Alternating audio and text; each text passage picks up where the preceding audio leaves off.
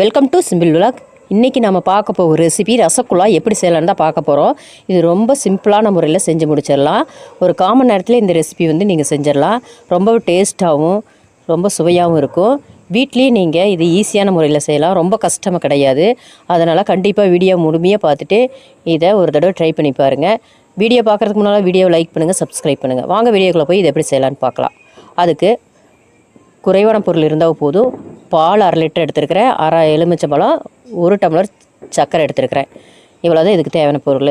1/2 litre பாலை ஒரு பாத்திரத்தில் உடச்சி கொட்டிக்கலாம். நீங்கள் அதிகமாக தேவைன்னா நீங்கள் பால் அதிகமாக எடுத்துக்குங்க. நான் பாக்கெட் பால் தான் 1/2 லிட்டரு சேர்த்திருக்கிறேன். இப்போ பாத்திரத்தில் சேர்த்திட்டு அடுப்பை ஆன் பண்ணி கொதிக்க விடலாம்.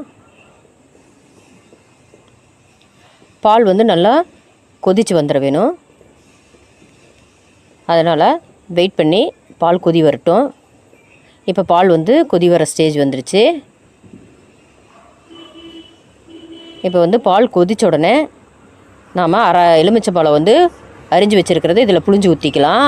இந்த 1/2 லிட்டருக்கு 1/2 எலுமிச்சம்பழமே போதுமானது. அதிக பால் எடுத்துருந்தீங்கன்னா இன்னும் கொஞ்சம் எலுமிச்சை சாறு சேர்த்திக்கிங்க. இப்போ பால் சிம்மில் அடுப்பை வச்சுட்டு எலுமிச்சம்பழத்தை பாலில் புழிஞ்சு ஊற்றியாச்சு. இப்போ பாலில் எலுமிச்சம்பழம் சாறு பட்டோன்னே இப்படி திரிஞ்சு வந்துடும். இப்போ இந்த ஸ்டேஜில் ஸ்டவ்வை ஆஃப் பண்ணிவிட்டு நாம் இதை வடிகட்டி வச்சு வடிகட்டி எடுத்துக்கலாம். அந்த திரிஞ்சு வந்த பால் கட்டி மட்டும் நம்ம தனியாக எடுத்துக்க வேணும். தண்ணி நமக்கு தேவையில்லாது. பாருங்கள், 1/2 லிட்டரில் இவ்வளோ தான் நம்மளுக்கு கிடைக்கும். இப்போ அந்த எலுமிச்சை சாரோட புளிப்புத்தன்மை இருக்கும். அதுக்காக மறுபடியும் கொஞ்சமாக தண்ணி சேர்த்தி அந்த பாலாடை கட்டியில் அந்த பால் திரிஞ்சு வந்ததில் ஊற்றி வடிச்சிக்கலாம். அந்த புளிப்புத்தன்மை லைட்டாக இருக்கும், அது போயிடும் தண்ணி மறுபடியும் சேர்க்கும் போது. இப்போ நல்லா வடித்தாச்சு. இப்போ ஒரு ஸ்பூன் வச்சு தண்ணி அதில் இருக்கும், அதை நல்லா புழிஞ்சிக்கலாம். நல்லா தண்ணியெல்லாம் சுத்தமாக இல்லாதவாறு நல்லா புழிஞ்சாச்சு.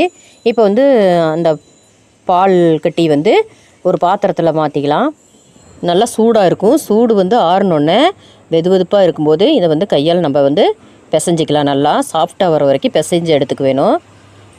அப்போ தான் நல்லா மெதுவாக ரசகுல்லா நல்லா சாஃப்டான முறையில் கிடைக்கும்.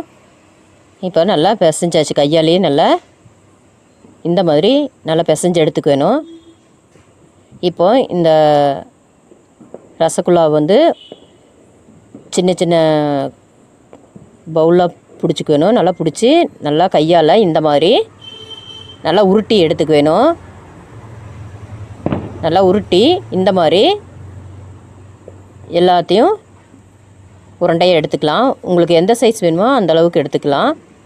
பெரிய சைஸாவோட போட்டு எடுத்துக்கலாம். இப்போ நல்லா சாஃப்டான முறையில் உருண்டை பிடிச்சி வச்சாச்சு. இப்போ இது ஓரமாக இருக்கட்டும். இப்போ இதுக்கு ஒரு பாவு காய்க்க வேணும், சர்க்கரை பாவு. அதுக்காக 1 டம்ளர் சர்க்கரை எடுத்துருக்கிறேன். நீங்கள் பாத்திரத்தில் எந்த பாத்திரத்தில் எடுக்கிறீங்களோ பவுலோடு எடுத்துக்கலாம். அந்த பாத்திரத்துலேயோ இல்லை பவுல்லையோ டம்ளர்லையோ எதில் எடுக்கிறீங்களோ அதில் நீங்கள் தண்ணி 1 டம்ளருக்கு 2 டம்ளர் தண்ணி சேர்த்திக்க வேணும். பவுலில் எடுத்திங்கன்னா 1 பவுலுக்கு 2 பவுல் தண்ணி சேர்த்திக்கணும். இப்போ அடுப்பு ஆன் பண்ணி சர்க்கரையை ஒரு பாத்திரத்தில் சேர்த்திட்டு இப்போ இந்த அதே டம்ளரில் 2 டம்ளரு தண்ணி இதில் சேர்த்திக்கலாம். எந்த பாத்திரத்தில் நீங்கள் சர்க்கரை எடுக்கிறீங்களோ அதே பாத்திரத்திலே 1க்கு 2 அளவு வச்சு எடுத்துக்குங்க. இப்போ 2 டம்ளர் தண்ணி சேர்த்தியாச்சு. இப்போ இது கம்பி பதம் வர அளவுக்கு ரொம்ப கெட்டியாகாமல் ரொம்பவும் தண்ணியே இல்லாமல் லைட்டான கம்பி பதம் வர அளவுக்கு நல்லா இதை கொதிக்க விடலாம். இப்போ நல்லா கொதித்து கம்பி பதம் வர ஸ்டேஜுக்கு ஆக போகுது.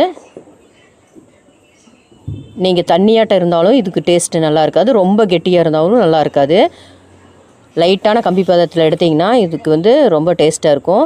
இப்போ லைட்டாக கம்பி பதம் வந்துருச்சு. இப்போ இந்த ஸ்டேஜில் அடுப்பு சிம்மில் வச்சுட்டு நம்ம ரசகுல்லா பிடிச்சி வச்சதை பால் உருண்டைகளை இதோடு சேர்த்திக்கலாம். சேர்த்திட்டு மீடியமில் அடுப்பு வச்சுட்டு ஒரு 5 நிமிஷம் நம்ம இதை குக் பண்ண வேணும். அப்போ தான் இந்த பவுலெல்லாம் நல்லா உப்பி வரும். நல்லா உப்பி வர ஸ்டேஜில் நம்ம ஸ்டவ் ஆஃப் பண்ணிக்கணும். இப்போ பாருங்கள், ஒரு 5 நிமிஷம் நல்லா இது வெந்த உடனே நல்லா உப்பி வந்துருச்சு. இப்போ இந்த ஸ்டேஜில் நம்ம ஸ்டவ் ஆஃப் பண்ணிக்கலாம். சூப்பரான முறையில் நல்லா உப்பி பெரிய உருண்டையாக ஆயிடுச்சு பாருங்கள்.